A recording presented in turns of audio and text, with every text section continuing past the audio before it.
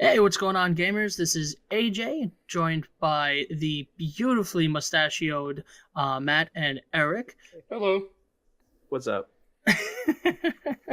welcome, welcome to podcast episode 18. My God, seems like just like last year that we started doing Okay, yeah, that was a All4Gamerz bad joke. together. Yeah, I was about to say, funny enough, it was. Anyway, I suck at jokes. So, I have a few things that we wanted to talk about today. A lot of different things that go, of course, going on in the gaming world. I figured that you guys would actually probably want to start us off a little something of like a familiarity. I'm not really big into the computer gaming or anything else, so I think you guys are definitely have some fun with this one. Or at least probably Eric more so. I don't know how much you know about League of Legends, Matt, but so apparently Riot Games, so they're apparently having a walkout. So apparently there's some shady goings on. What's going on there, Eric? Yeah, so I remember Riot Games specifically was in the news recently, maybe a month or two ago, about the female workers were having an issue with how they were being treated, whether that's sexual harassment and whatnot. And now now they're staging a walkout. This is just if you look at most gaming companies, you always hear about crunch time. So like right when a game's about to be released, they're putting the crunch down on people, making sure everybody is on the top of their game. They got to get the game out at a specific time. You're working probably 50, 60 hours a week. If you're lucky, you really got to get the game going. And Riot Games puts out, I'd say a patch every week for League of Legends, or every 2 weeks for League of Legends. So, there's a lot of different places that the people are just being overworked, probably. And what's the other company recently? It was Fortnite. Fortnite was getting called out for, Epic Games was getting called out for forcing their workers to work overtime just to get these weekly patches out over and over again. And it's just like, I guess the tech in general, because I'm currently looking for some sort of tech job. And a lot of the stuff I see on Reddit, especially when I'm browsing like career stuff, is it's always a question of whether or not the tech field, like computer science field, should be unionized. Mm-hmm. And for almost everything other than gaming, the answer is usually no, because with your acquired skills, you could probably go find a job at a better company if you really don't have anywhere else to go. But gaming is almost always the same, because there's always crunch, and then you have to adhere to the higher ups. So I'm sure like Epic Games and all the suits at those companies are just really making sure they want to double down that these things are out, because they answer to the stockholders. Not to say that other companies won't, but there's a little bit more of a leniency there. If someone's really like bothering you at any other computer science job, you have these acquired skills, you can just hop to another job probably down the street, depending on where you are. Now, so you're saying that they're like being forced to work overtime. I'm stupid question. I'm hoping that they're getting paid for the overtime. I'm sure they might get paid, but when you're looking at the screen for a certain amount of time and you're being forced away from your family, or else you're going to get fired, and all these things, they're kind of being socially forced to keep their job and they're working probably like 60 hours a week, which is just it's just a little much. It's crazy. I actually just pulled up an article from PC Gamer that I found on Reddit about even NetherRealms. I saw that. They do crunch time all the time. And there was a guy that's saying on Mortal Kombat 11, crunch officially began after New Year's Day on 2011. Of course, we did a pre-crunch before that, just to make sure we were in a good spot for the crunch. Jeez. And then this was on scheduled documents. This was not a wink, wink, nudge, nudge, passionate, hard-working thing. This was a mandate. James Longstreet, from a software engineer at NetherRealms for 2 years, wrote on a Twitter thread. And he said he was like working like 80 to 100-hour weeks. Jesus. And not to say that the like Ed Boon and all those people that are really making sure the game's running fine, I'm not saying that they're not working hard either. It's just that when you have these people that may not have a job after the game's developed and all this stuff, and you're working them to the bone, it could really be an issue down the line. Yeah. So, all right. So, because I'm obviously a little ignorant about the behind the scenes aspects here, where you're obviously more educated. So, when they're done with a given project, so they're no longer guaranteed employment. So it's not like, okay, boys and girls, we're done with MK11. Now we're going to move on to X, Y, and Z. Congratulations, you made it. Yeah, so think about, especially as a games for as a service. You make the game once, and hopefully it runs for 4 or 5 years, and you're just adding a couple patches on there, balancing social team and all that stuff there. You don't need the 60 or 80 developers you had developing the game at first. Now you only need a team of 20. So a majority of the team that worked on the game are going to jump to a new game, and the ones that either showed that they're the better of them, or just showed something that'll make people want them to stay there, they'll stay there in a much smaller team just to make sure everything's up to date there. Really? Yeah. Mm-hmm. Yeah, because you don't need, if you had 80 people developing, you don't need that big of a team just to have an upkeep going. Like GTA, I'm sure they had hundreds of people. Not to say they won't hop onto the next game, but think about a company like an indie company or something like that. You don't need that team of 20 people that were working on the game, especially since you're an indie company. So you either just have them on as a contract until the game's done, or they just go on their way afterward because they don't need that many people, especially if they don't have the money for it, like games like Epic Games or Ubisoft or any of those. Yeah, and you know what's funny is I actually just watched a video today. It was a Jack Frags video. I don't know if you guys saw it. He posted it today about crunch time with Epic Games for Fortnite and for Apex. It was a recent interview with I think the head founder of Respawn.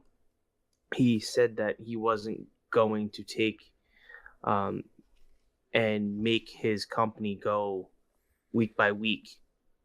Apex Legends is a season thing, so for a season, which I think is 4 months in that game, if I'm correct. I'm not sure. I don't know. I think it is. I want to say it is. I'll take your word for it.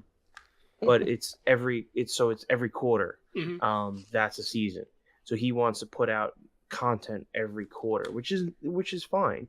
But unlike that, Fortnite is doing stuff every week, but there are constantly people and reports of other people constantly, okay, there's not a new game that they're working on. It's just, hey, we're working, just trying to get all the weekly updates and all the week or daily stuff.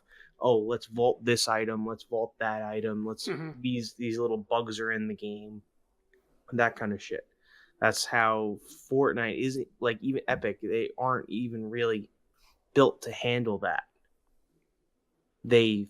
But for some reason they're making it happen, which is cool. But it's just interesting. But like Jack Frags, actually, he brought up a couple of really good points, and it kind of works towards this.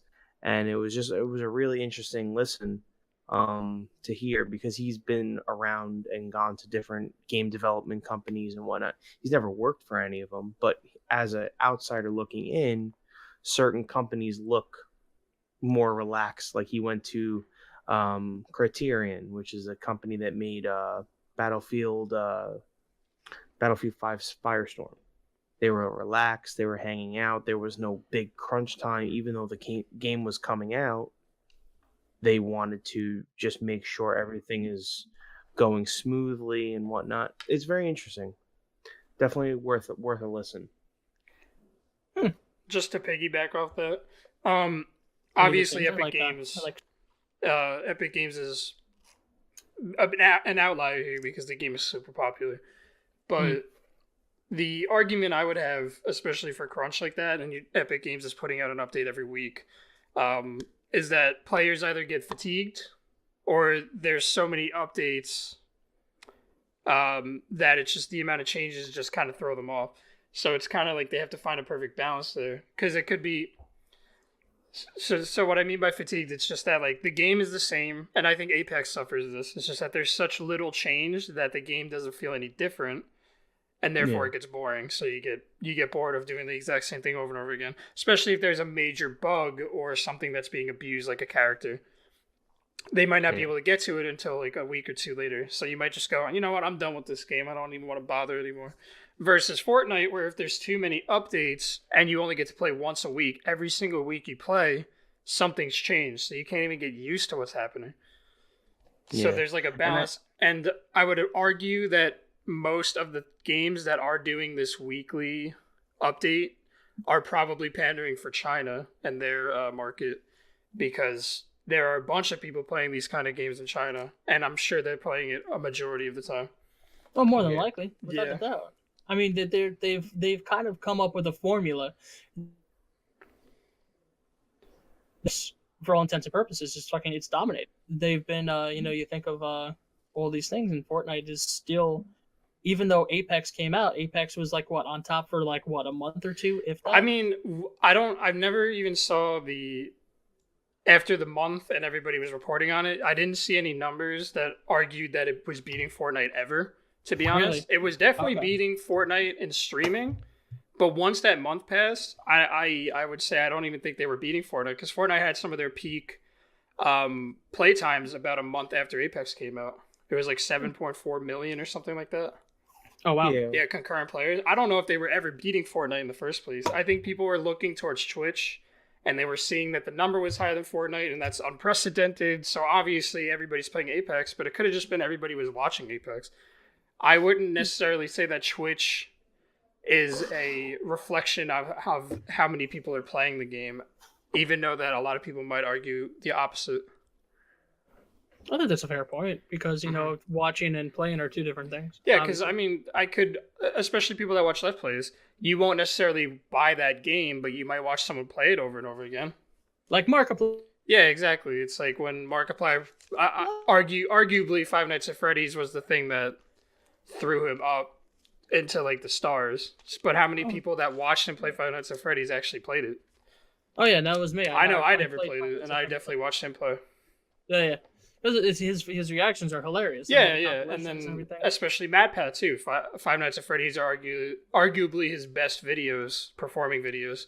I don't even think it's arguably. I think he's actually notated it, and he's made a point to say that is the game that put him and game theory on the map. Yeah, and it's just kind of like, if Ninja gets all these views playing Fortnite, obviously he's going to keep playing Fortnite. There's no wrong about that, but it's just, I wouldn't argue that the game's popularity would reflect how popular it is just based on Twitch views. So speaking about popularity, right? I kind of want to transition a little bit to a couple of other things. Sticking on the realm of like pay to play or whatever else like that. So there's interesting information that was shared here that you brought to my attention.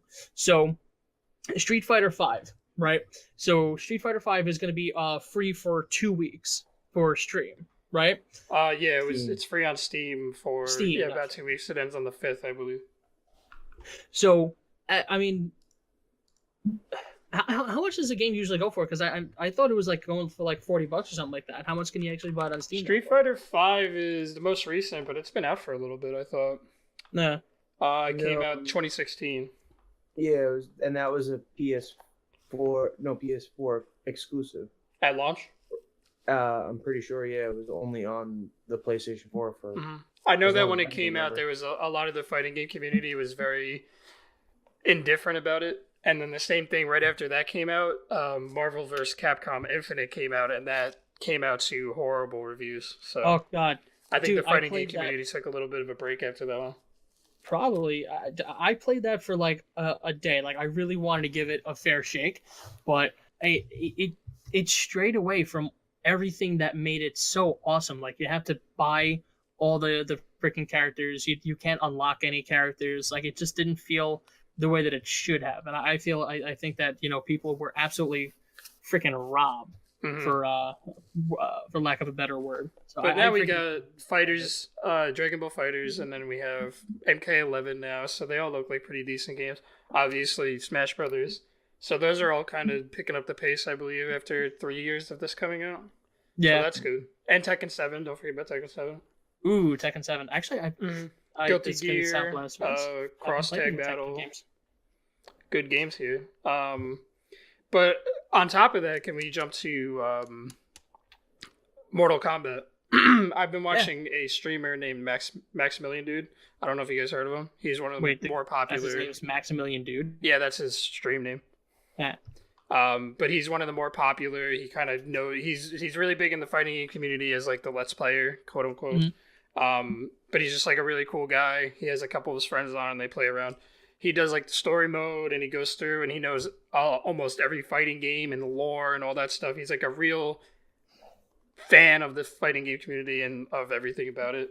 That's impressive. And yeah, he's been going for a while, but he got MK11. I've been watching him play. You know, he goes over and rates the fatalities and all these other things.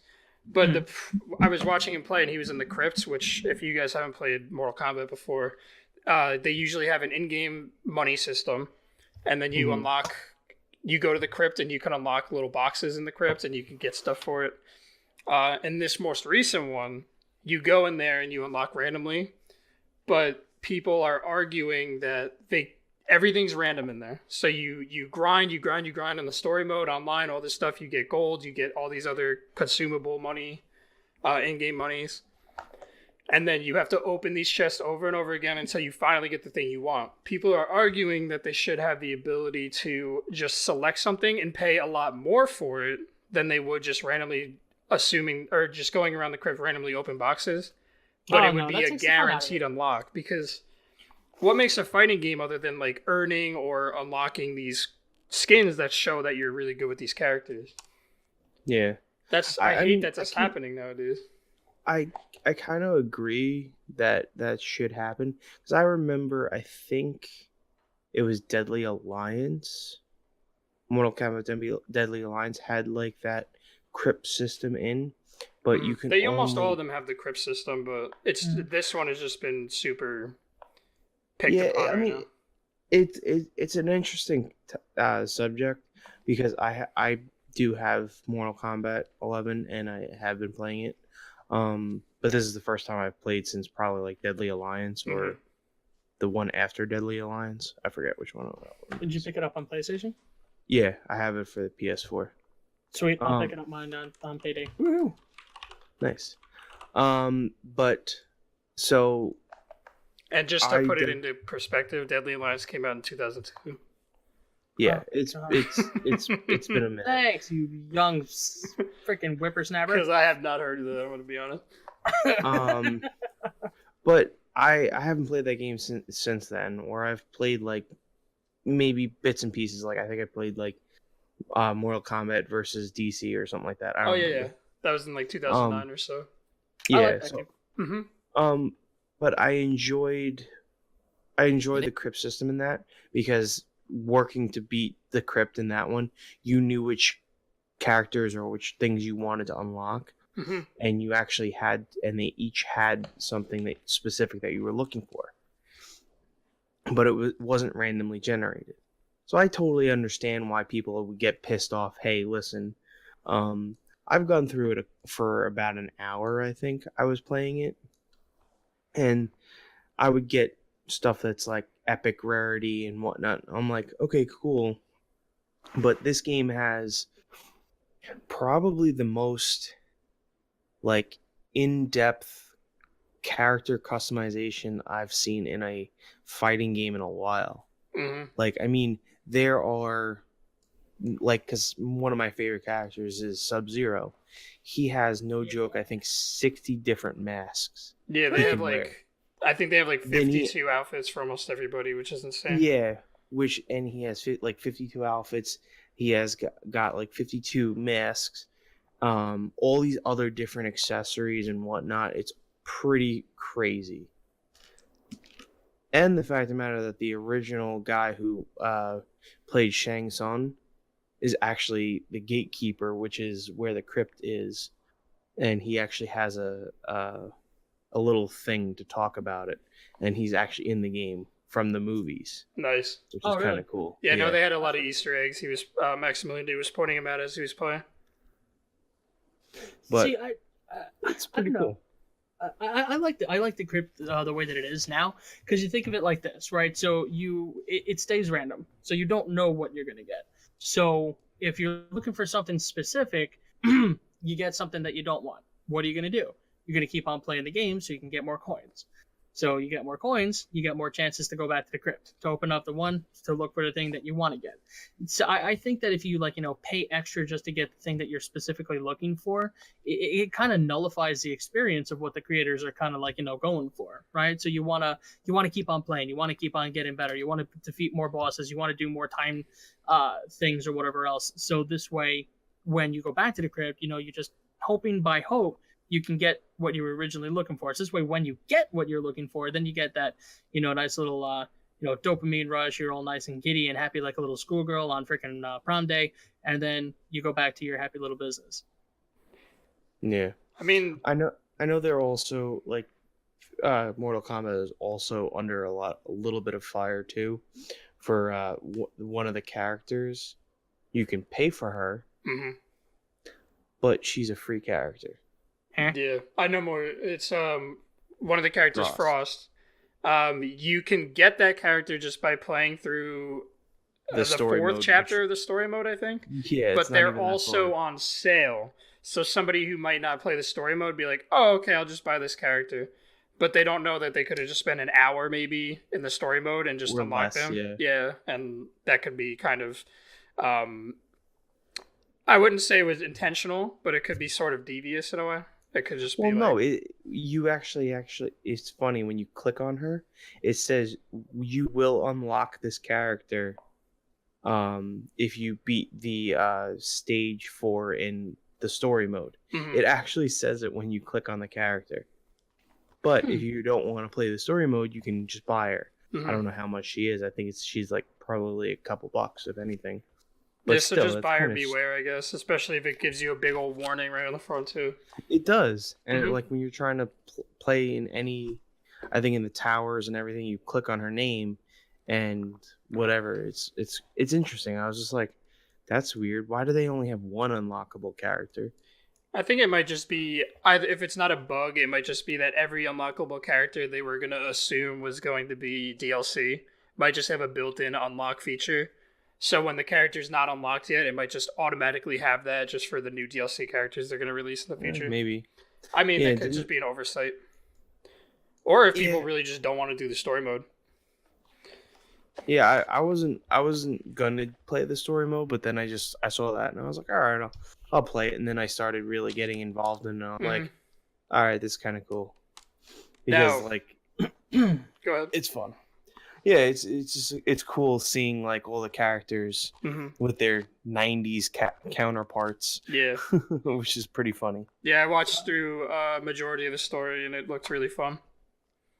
I'm interested to see what the storyline's about. I always like playing it, the storyline first and then trying to do the multiplayer, because after a while it's really tiresome getting your ass whooped by Orion. So you kind of want to go back to the storyline where it's a little easier and you're like, yeah, I finally killed somebody. I can actually play. Then you play against Ryan again and he kills you. It's very convoluted, but every great story is convoluted, right? That's really about it. Yeah. Like Endgame. And before we go on that point, I just want to make another point about the crypt. It's just that some of the things you can unlock are like actual in-game, I wouldn't say combos, but like brutalities where if you finish on a specific move, it does like a little cinematic. Yeah. That's one of the things you have to unlock. So it's kind of like, if you really like this character and you want to study everything about them and you just want this brutality, why can't you just get it with like 6,000 coins or whatever instead of spending or beat like a specific area. Yeah. And like they used to, because I remember I couldn't collect everything for like Sub-Zero without mastering his training and doing all of his combos. Yeah, and I kind of like that. I like that better than just endlessly opening boxes and grinding. I think learning how to do the combos, whether or not I'm able to, is way more of a payout than actually opening boxes over and over again. Yeah, no doubt. And before we go on to Avengers again, I saw a post about how Halo Infinite is going to have the reach-based customization for armor, which means that you're going to have to earn it through playing over and over again instead of like actual in-game loot boxes and currency for the most part. Nice. So like Reach, it was just that you played so much, you got a currency at the end of every round. You'd make like 1,000, and then a helmet you really want was like 200,000. You'd save up, and then you'd finally get the helmet. I'm down for that. I like. And you wouldn't unlock some until you got a specific rank online too. So I like that, but like I remember trying to get the sword and the Hayabusa helmet. It was just so hard in like Halo 2. Yeah. Because you had to be a specific rank. But it probably felt good having it. I never got it. Rather than having the credit card to pay for it. Oh, yeah. I mean, when you get a character or like a specific in-game item that you can only get by like completing something, it is satisfying. Like the recon armor in Halo 3 was satisfying. Yeah. Getting the Vidmaster achievements. That was how you unlocked armor. Because it's just like, hey, I put the time into this, man. Look at me, I got recon armor, hell yeah. But then you would never use it because it's ugly. Yeah. Even in Halo 5, I didn't mind the pack openings and stuff like that. Yeah. I didn't mind it. But I wish I was able to unlock it. Because there was some stuff that I liked, and it's just like I'm probably never gonna unlock it, and I'm stuck with what I got here. Yeah. Well, I have to say the one game mode that I really, really enjoyed in Halo was what the hell is that mode that we always used to play, AJ? It's the one where you're fighting against another team, but like there arena. I can't remember what it's called. A firefight? I think so. And it was like you're playing against another team, but on a very big map, so there you can call in stuff. And oh god, what's it called? War something? War games? Yeah, I think it was like War Games. Yeah, you had and like cards, NPCs. you could use. Yeah, NPCs came in and you knock those people out, and then you can capture shit. Mm-hmm. I remember playing that so much. It was very fun. I enjoyed that a lot. Love that game mode. Anyway, so Avengers. Loved it. I let's do no spoilers. Yes. Obviously. I think we can talk about it with no spoilers. Yeah, I mean, yeah, I guess we could out of context. It's not really I don't know. We'll figure it out. But I guess general consensus. Yeah, without a doubt. Generally speaking, I don't know. I loved it. I thought it was definitely the best way to end it. Mm-hmm. Matt. Yeah. Okay, moving along. Oh, Matt. I think there were some good points. I liked the movie itself. I did feel certain storylines didn't need to be a part of it. But it still was good. And some other points like certain scenes towards the end of the movie. I know what you're talking about. That they didn't need to point it out and make it a highlight. I think people are overreacting about. I know exactly what you're talking about, and I think people are overreacting about it. I'm confused. We'll talk about it after. I think it's an extreme overreaction, in my opinion. But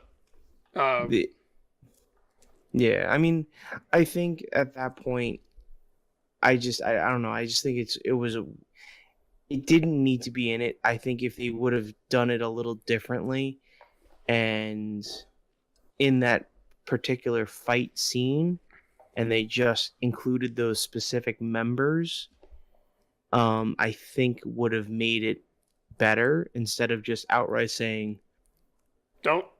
The Thing. Uh-huh. I think it was. I think it's extremely. It's being overanalyzed right now. I'm gonna be honest. It's not worth being mad about, in my opinion. Okay. Yeah, no, I know. I just talk about this afterwards because I have no idea what the flying rat says you guys are talking about. And my point is, I think they ended it in literally the best, perfect way they could. Absolutely. I think they did everything they needed to do. Now that does mean that it's somewhat predictable in a way, but I think they had enough. They had enough little things in between those big points that you knew obviously were going to happen. That it made that's it. what I thought you guys were talking about. Yep, that's what we were talking about. Okay. Yeah, it made the movie enjoyable, and the left and right hooks of feels and comedy and all these different emotions is superb. I think they did exactly what they needed to. Yeah, no, Yeah. I don't get me wrong. I mean, I stayed and I watched everything.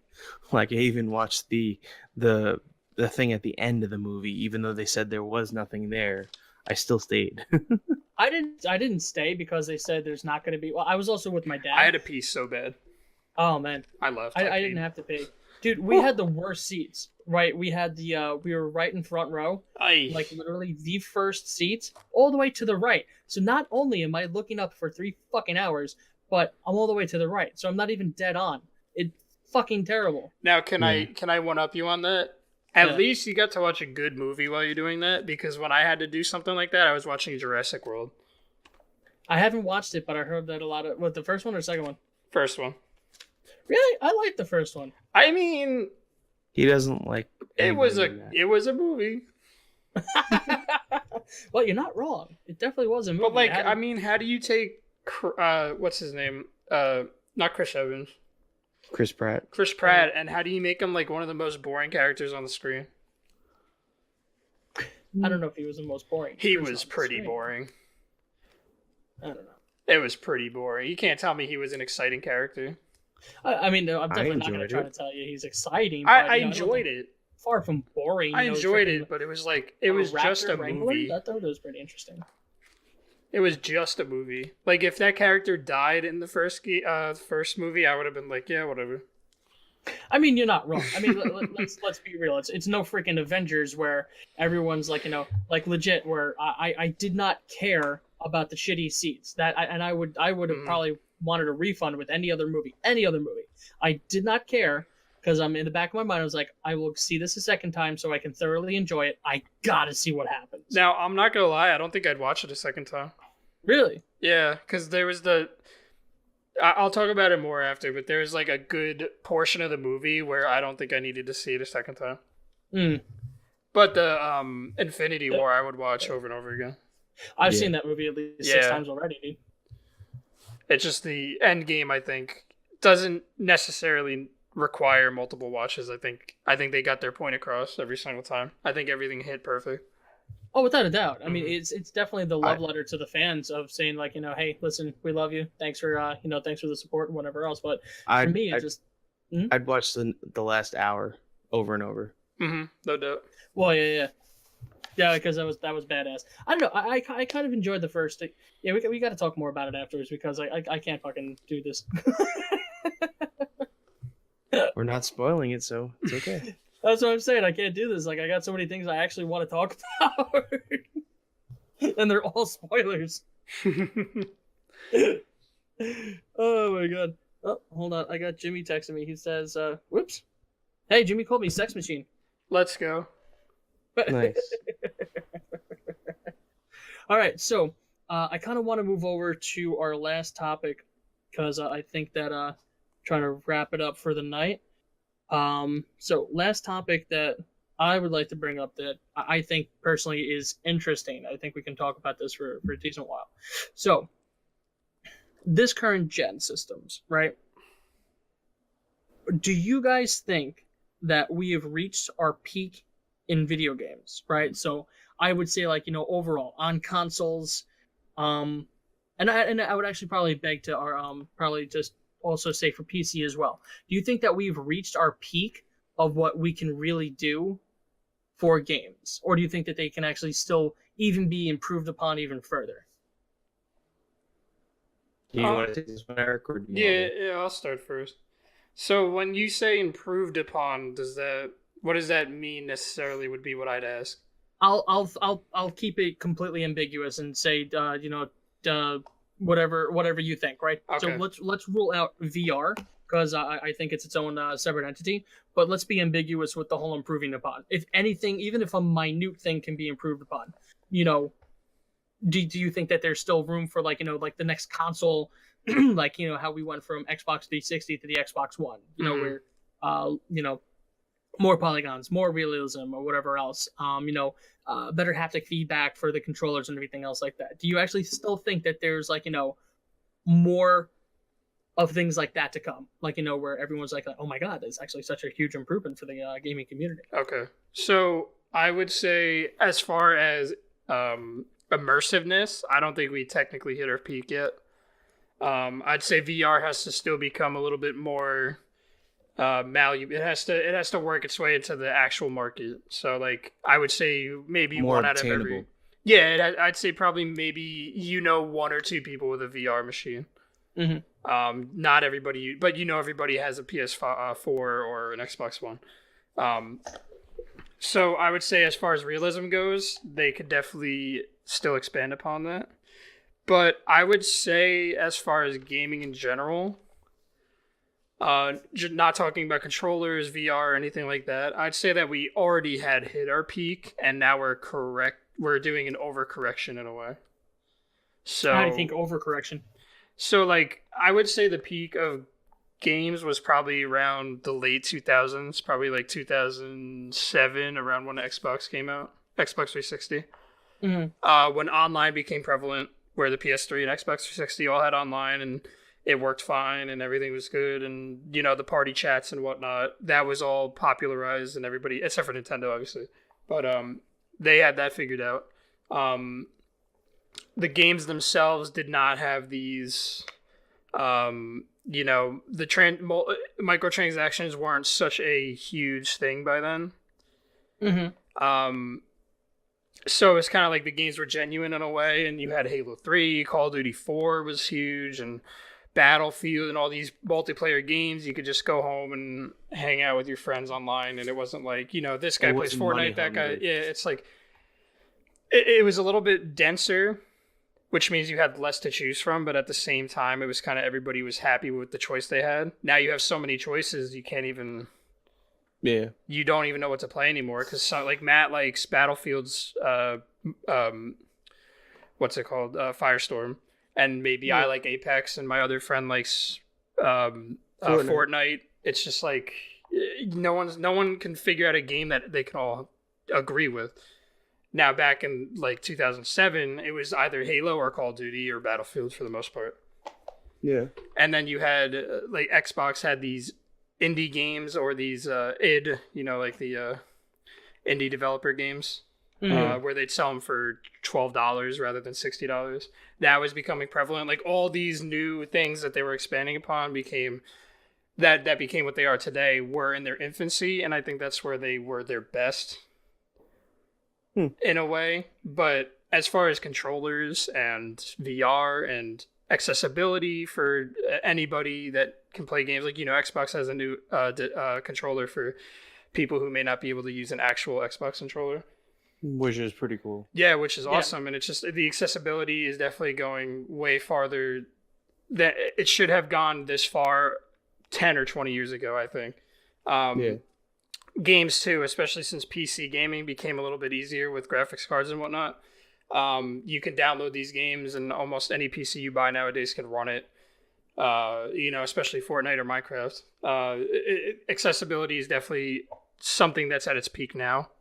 But as for games, I think that it already hit its peak, and they need to kind of revert back to get off the bandwagon of having phone DLC games, and... DLCs, and all these money grabbing things that people are just getting sick of at this point.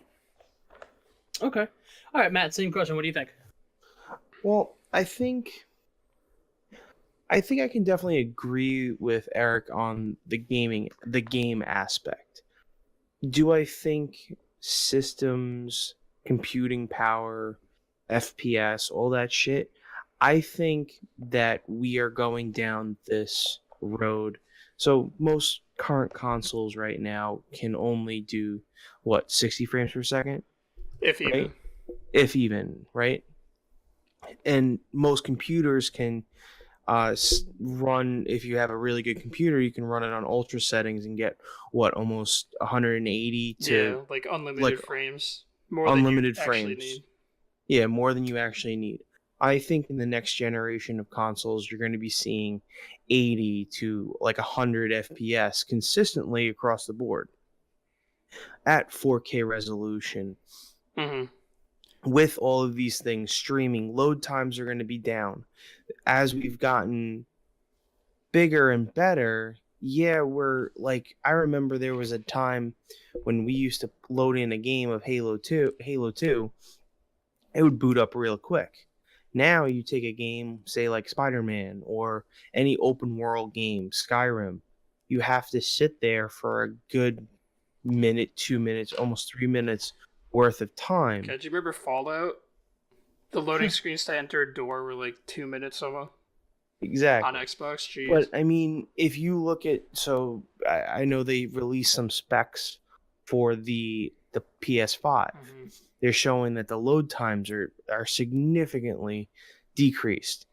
The same load time on a PS4 for loading up Spider-Man is like cut like 30 seconds, but in on the PS5 version or the dev kit is Fraction of a second. literally like 3 seconds. Yeah, I think I saw that. It Or a was like, second. wasn't it? I think it was 15 seconds for the normal PS4, and then the new PS5 specs they had, it was like a fraction of a second, I think. Yeah, it was something crazy. Yeah, it's Now, insane. Now that's all well and good. We're going to be now, I mean, these systems now are starting to become pretty much PCs. I mean, the Xbox One X is pretty much, they say, okay, there's the big, great debate that PS4 is better, PS4 Pro is better than the Xbox One X. Whatever, I don't really give a shit. But the fact of the matter is that we're Sony and Microsoft are still going to push the envelope every time. Keep going forward. That's what they do, and that's what it's going to have to happen. I think what really is going to be becoming the norm, and what's going to go, I still don't think we've hit our peak in the gaming and the consoles themselves. I think the peak is going to be being able to play any game anywhere. So if you want to play Grand Theft Auto 5 or Grand Theft Auto 6 or even Last of Us Part 2, you want to play these games, you can log onto an account on your laptop, on your phone, wherever it is, and you can play that game wherever you want, regardless of system. I feel like that is going to be the peak of where gaming is going. That is where now, and as games go, I think I agree with Eric.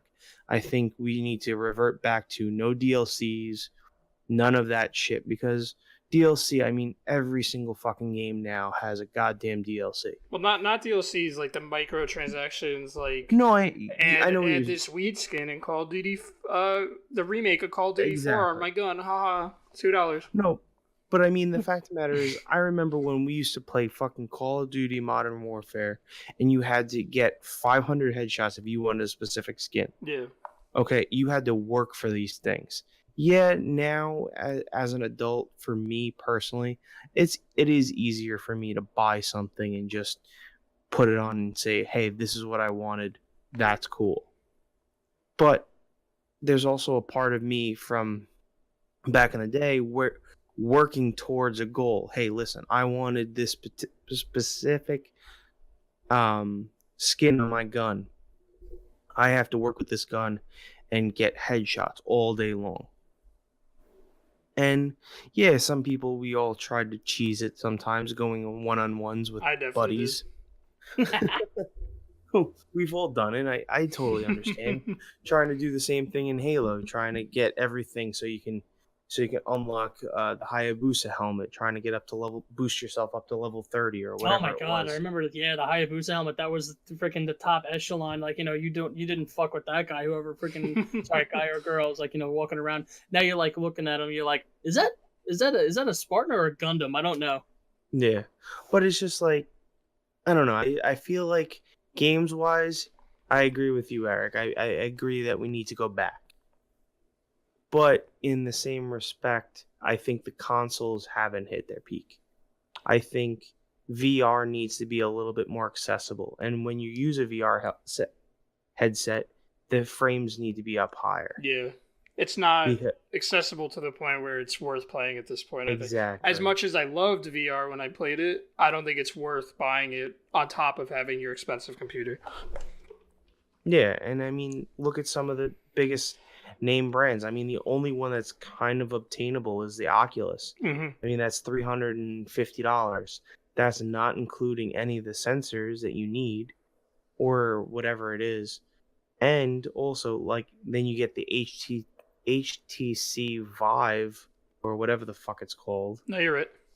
and that thing is like over like $2,000 or like over $1,000, but it's all wireless. You don't have to worry about wires. It's just like, why couldn't they just pair all of this stuff and figure it out? Well, it's just like any other new kind of tech, though. Oh You know, yeah, flat TVs when they first came out, just the one that I have in my freaking my room now, 39-inch for a flat screen TV. More than likely, like when they legit first came out, was probably like $1,200-$1,300. I bought that dopey thing freaking 5 years ago for $300. Yeah. yeah. You And know? that's the thing. I mean, even like a laptop. Like I'm on what is it? It's a Microsoft Surface Pro 3 or whatever it's called. Hmm. They're already up to Pro 7s or 6s or whatever it is. Oh, The Lord. shelf life of certain things are just, it's getting shorter and shorter and shorter. Like the shelf life, I remember my uncle telling me, this was years ago when he was in tech, doing like, he was I forget what job he was, but he was like a tech guy, and he was like, yeah, the standard shelf life of a laptop is 18 months, and that's you using it every day. Hmm. But that's a standard business practice. It's No, what's it no, called? Planned obsolescence, I think it's called. Yeah, you basically kill the other things this way you can make room Yeah. for something brand You don't new. want to That's how make the end all be all product because no one will Yeah. buy it again.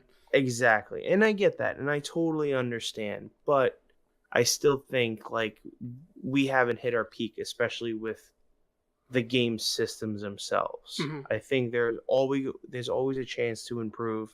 There's always a chance to be innovative. There's always a chance to be the next hot thing. So Now can I? that doesn't. No, go ahead. What's that? No, it's what are you Oh, gonna say? I was gonna say, just to like sum up your point. I think this is. I'm pretty sure this is what you're trying to say. Are you saying that games themselves are becoming more than the consoles can handle at this point? Like if you look at Amazing Spider-Man, when you looked at the high-res detail on his suit, it was just like it would blow you away. But that also means when you have these high-res details, you have to wait longer for load screens and et cetera and et cetera. Yeah, I mean, we're at that point where we're trying to be real. We're Mhm. trying to be something that we want to be. But I mean, Well, that's video games. So that's always been video Yeah. games. yes, immersiveness. it's immersiveness. But how was it when we were kids? We can play like the original Legend of Zelda, which is 8-bit, and be immersed. So you're stupid Compared- snot-nosed Brett. Yeah, but as an adult, and I can probably say I AJ. used to eat my own burgers. What? Yummy. I know what you mean, though. It's just like you're going to get immersed regardless. Even in Wind Waker or Fortnite, they have like a kind of cel-shaded, cartoony kind of feel Yeah, to them, but they're still you can still get immersed in them. Yes, you'll so long as you enjoy that game, you're gonna get immersed in it. Mhm. Now, does it mean that the games need to be high res? Do they need to be? I can see every single detail. Does it mean that when I play Madden, I need to have every single person in the audience be a completely different face? No, I don't give a shit. I remember playing hockey games that had the same person pasted every other person. I don't Yeah, care. like the green shirt guy was pasted 7 times in one row. Yeah. But I mean, for me, I think it's the computing power. We're gonna get faster, but it's still gonna stay the same because people are still adding so much. I mean, look at a current game now. I mean, it's still, you're paying $60 for a game like Uncharted. That thing is Uncharted 4, I think is what is it? I think on the PS4 it's almost 70 gigs. Hmm. Same thing with Gears of War. They're like almost 80 gigs. GTA is like 60 something, and that came out in 2012. Hell, even fucking Doom. Doom is like almost 80 gigs. It's insane. I don't understand. I love Doom. Oh, God. So let's say this: when games first came out, developers worked with what they had as far as the games had, Exactly. and that wasn't really a lot to work with. Like, what did the cartridges for the NES had like 64 kilobytes, Yeah. and now like a text or a piece of text in the Division is 64 kilobytes, Yeah. and so then they started working. Like, I'm imagining it as like a graph, so it kind of went up in a straight line at like a 45-degree angle. So like games got better with what they had, right? So the SNES came out, and then the games got as good as it can get there, and it kept going like that until you hit around when PC became prevalent, where PC gaming outranked the consoles. So like around Xbox 360, Well, there's like I a think divide PC there. has always outranked consoles. I feel like PC Yeah. already always had the upper hand because they had the better resolution, the better things. But was Ju- it directly agitating the market? Like a PC game like Commodore 64 wasn't really as popular as the SNES. No, but I do remember a time where when you walked into like a GameStop when I first started working at a GameStop, I probably one of the biggest sections was PC games. I do remember that. Now, was I saying? I really don't remember PC games being in GameStop. Damn, dude. Yeah, Oh yeah, I remember that. I remember them being everywhere in GameStop. They were big. I went to Best Buy to buy not Half-Life. I forget what game it was. Spore. The original Spore. Yeah. Yeah, for EA, I actually still have the disc for that. I have it upstairs. But it's interesting. Like I think it's just gonna keep the consoles are gonna keep getting bigger and bigger, Mhm. and they're going to be more computing power and whatnot. I guarantee you there won't be. I want to say probably the next generation. One of them is gonna have a solid state drive. Oh make- yeah, no doubt. And I feel like they're just going to keep getting better because ultimately the consoles are trying to be like a PC. Mm-hmm. See, the argument I have about that is that consoles are way more accessible than PCs are. Because Oh, on PC, you have to absolutely. download Origin, or you have to download Epic Game Store, or you have to download Steam, or you have to go on a literal website to download something, while on Xbox, you just download it and you're good to go. Exactly, and I get that, but I'm just saying I feel like consoles are always trying to be that company's hardware for a PC. Mhm. Their version of a PC. That's how I feel, and that's how it's going to be. And I feel like that's how it is. Like Xbox, okay, that's Microsoft's answer to be putting a PC in everybody's hands. That's just specifically a gaming thing. Yeah, they have different other companies making gaming PCs like Alienware, Razer, Origin, whatever it is, but those are thousands upon thousands of dollars. Yeah, they're not accessible to a normal They're consumer. not accessible to a normal consumer.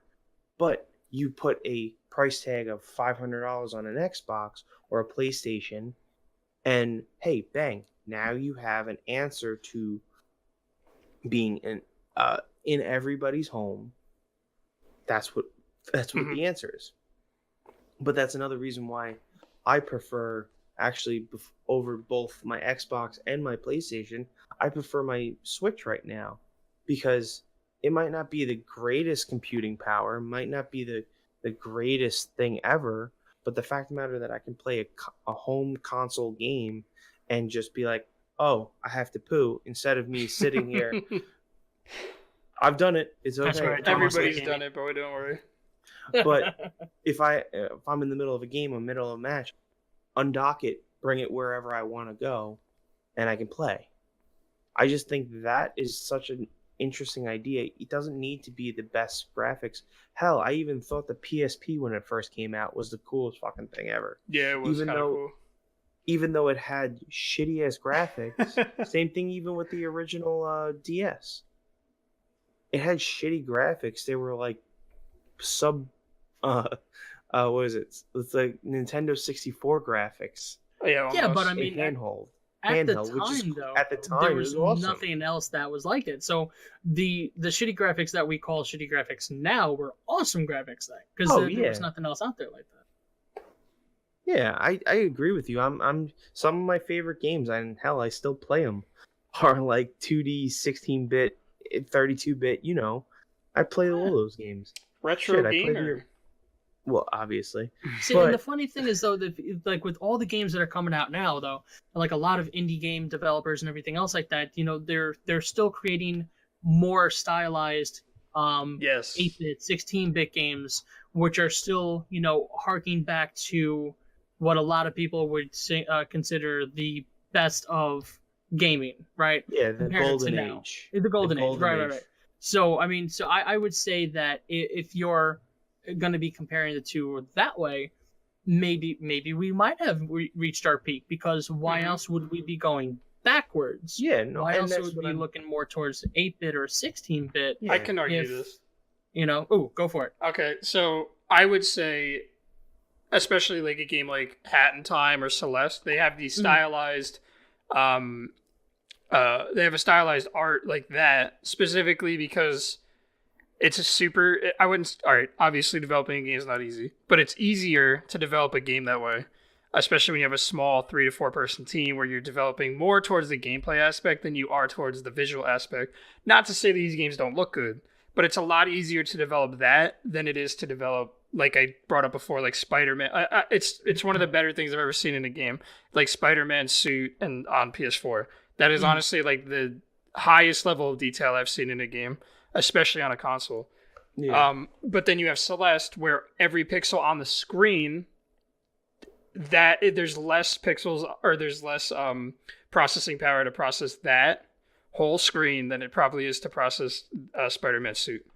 Oh, without a doubt, because I mean, it's all about Probably- asset confinement and whatever else, and Yeah. then you don't have to worry about spending uber amounts of money on all these freaking incredibly detailed crap or whatever else. You can basically kind of, for all intents and purposes, just kind of half-ass it and be like, nope, that's part of the game, that's part of the charm. It's like, oh no, my god, I love it. So I don't know. I know a little bit of what it takes to develop a game. I tried to do one in a couple months with the team I had in school, just to like explore it, and it was super hard. It's such a pain in the ass.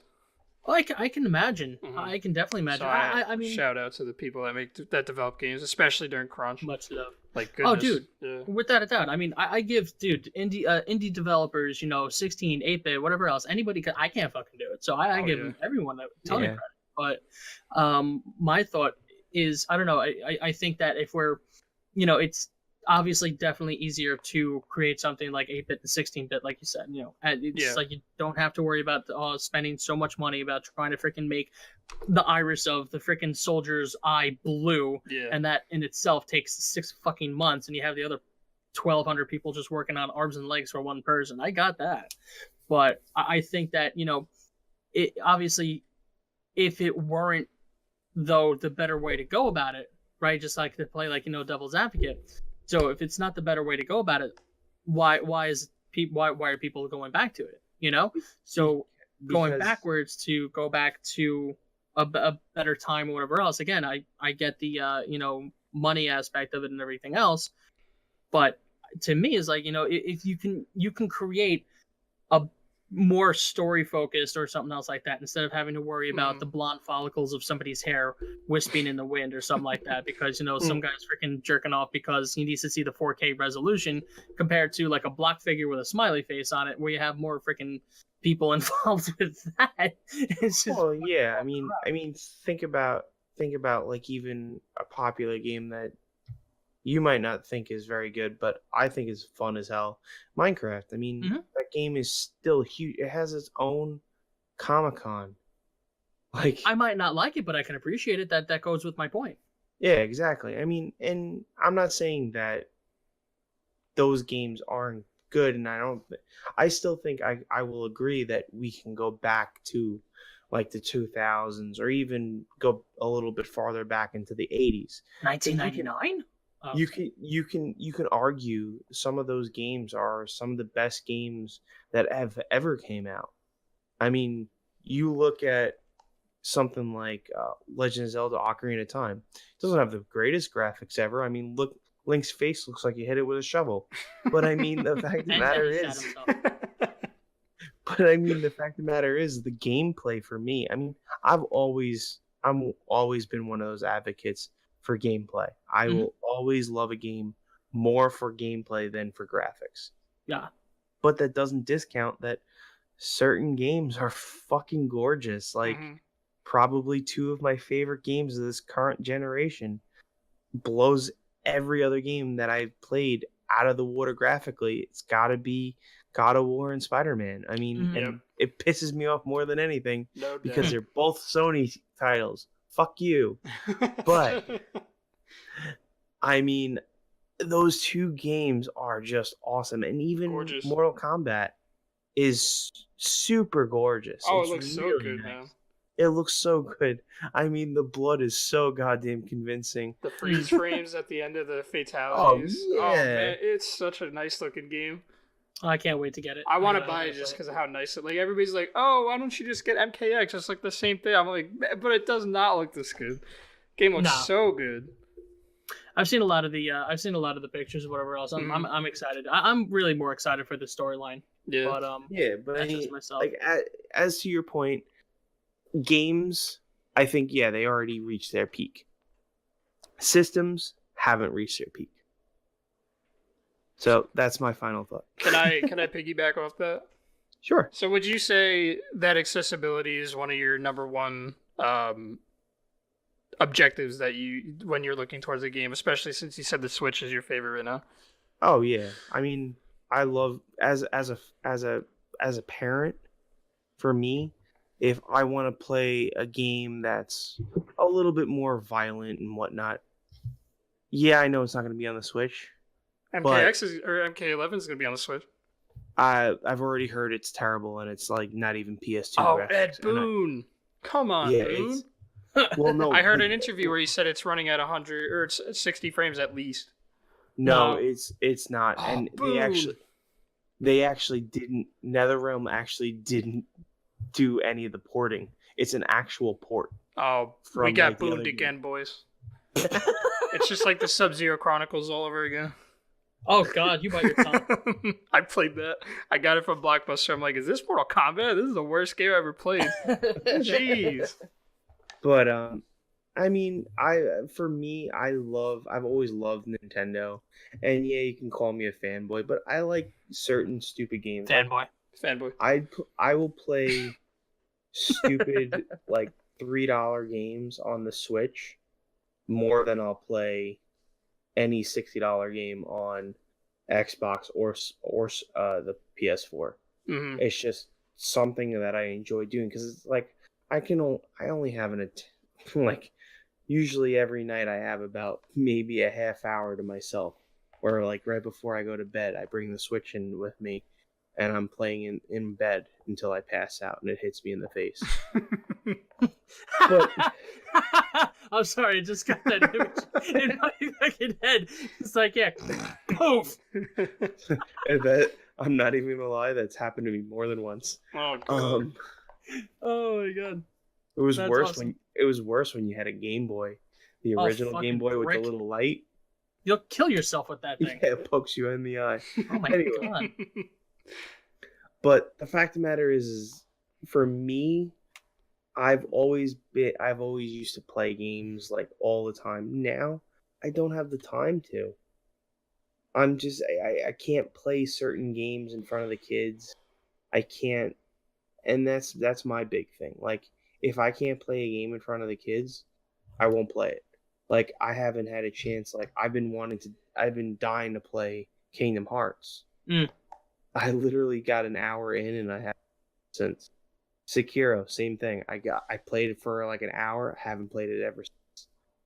Mortal Kombat, I played it, I got it last week, I still haven't played it. I played it the first 2 days and then I haven't played it since. We'll I play it just- soon enough, don't worry. Yeah, Right. Eric, you're gonna get free PlayStation? I mean, I thought we were going to meet up and play. Yeah, we that's can. Yeah, but I mean, it's just it's very hard for me to play consistently. Like there are certain, like even the Division. When was the last time we played that? Last podcast. Me a few days ago. You and I about a week or two ago. So that was the last time I played. Like I don't play games by myself anymore. It's very rare that I do. And even then, I feel that. the games that I do play are games that I enjoy, like something stupid on the Switch or my mobile. Like I'll be playing Pokemon Go every once in a blue. Yeah, Those are the games that I play all the time. I gotcha. I mean, it's definitely a good machine to have. I just downloaded a game called Katana Zero on the Switch, and I fucking love that game. I sunk easily like 2.5 hours into it, and I didn't even realize that until I looked at the clock and was like, "Oh, I gotta go to Betty Boo." But speaking of Betty Boo, I'm an old man. I gotta go to Betty Boo because I'm old. But Okay. so... Can I do? Can I just wrap it up here? Yeah, absolutely. I was Okay, about to say, so, we'll do final to thoughts. wrap it up with all the topics we talked about, I just want to make this point. As I was saying before, where games did as good as the consoles could, I think right now we're in a stage where the games are doing better than most of the accessible consoles can. Like we were just talking about Mortal Kombat, how it looks like garbage on the Switch, or how it supposedly does, quote unquote, allegedly. So I think we're gonna hit a point where the games will never look as good as much as the consoles can handle, because the development time would be such a sinkhole of time that it wouldn't even be worth the money at that point. And Like- the games would cost an astronomical amount of money. That's Double when easily what they stylized is going to become the thing, because if you stylize it, it will, number one, it will never look old. Like Wind Waker still looks good right now. Right. And the stylized games will never look terrible. Like a game you go on like Gears of War Borderlands. 1, they all look not even close to as good as games now. But a perfect stylized thing too is even Borderlands. Yeah, Borderlands, the cell shaded is perfectly fine stylized, and on top of the fact that these consoles in the future are going to have such good processing power, the load times are going to be like a second, if they even need load times. They won't even need to pad load times between like an elevator or anything anymore. And on top of that is, since you can't hit this end goal of how good the consoles can let it look, they might not use this crunch time to make these developers working 800 hours a year on Spider-Man's suit. So it could be good for the community also, for the developers and everybody involved. Mm-hmm. So, it's like we have to make Spider-Man's suit as good as physically possible. We need it so that it runs in 60 frames per second and you can see his suit up close and it looks awesome. But you also have to make it so that those things are in tandem together. So you have to do these little tiny edits to everything to make it look good. But now you won't have this guy working an extra 80 hours a week on Spider-Man's suit, because they're not going to try and hit that goal anyway, because the processing power is just going to be so big that they're going to work on other things that are way more important, hopefully. So I guess here's to the future of gaming. Oh, here. No doubt. All right. Dude, I like it. I think that you wrapped up everything in a nice little freaking delicious bow right there. Look at you. Fortnite. There, I got every topic now. Oh, shit. Thanos and Fortnite. Thanos, Ant-Man of Thanos. Thanos snapped himself into Fortnite. The snapping. No one could get me here. Oh, no! And then he starts All right. flossing. Oh, God. That's it. That's... All right, guys. I think this is another successful podcast. You guys are beautiful people. Guys, and we can also talk about our possible collab coming next time. Oh, that's very true. So Matt, Eric, and I have been going back and forth with another channel, Just Your Average Channel. We've been kind of putting ideas out there, being that Matt and I had like a nerd battle for the Last past Last 2 weeks. Yeah, I was about to say the week beforehand. Yeah. So for the past couple of weeks, we figured it might be interesting to kind of do a little better in-depth analysis about point counterpoint things about comic books, video games, or something like that. So we're going to be doing movies. Or movies. Hey, movies! Yay! Movies! I love Wait. movies. What? Oh, wait. You said movies? Yes. Oh, I'm not in then. We're calling it the Great Nerd. What did he say? Nerd debate. Nerd debate. Yeah. Yeah, nerdy bait. Totally like masturbate. Oh. But I wasn't thinking about that. Now I am. yep, that's what I did before. But we're gonna start doing a like kind of like a channel versus channel type deal. So they're gonna have their points and they're gonna have their own moderator that will choose a winner, and we will do the same through the same fight. We can do like Kratos versus Thanos, Laura Croft versus Nathan Drake, shit like that. That will be hypothetical fights. One person takes one side, one person takes the other side. We have one person be the moderator. So they're going to be choosing their first topic. I think tomorrow night they said they were going to check it out. Okay. And then after that, we will film our response video, and then hopefully, if they choose, if they're both like we get one side and they get the opposite side, then we both go in on a debate together and see who wins, who has the better points. I like it. I So- definitely like it. Sounds like a So plan. check out Just Your Average channel. Chris and Chad, tell them we said hi when you go over there and say hi. They're a great bunch of dudes. Look forward to working with them. Yes, exactly. Very well put, Matt. Thank you very much for putting that in. I almost forgot about You're that. welcome. Damn. All right. Well, boys, that wraps up another awesome episode. That was episode 18. Everybody, thank you very much for stopping by.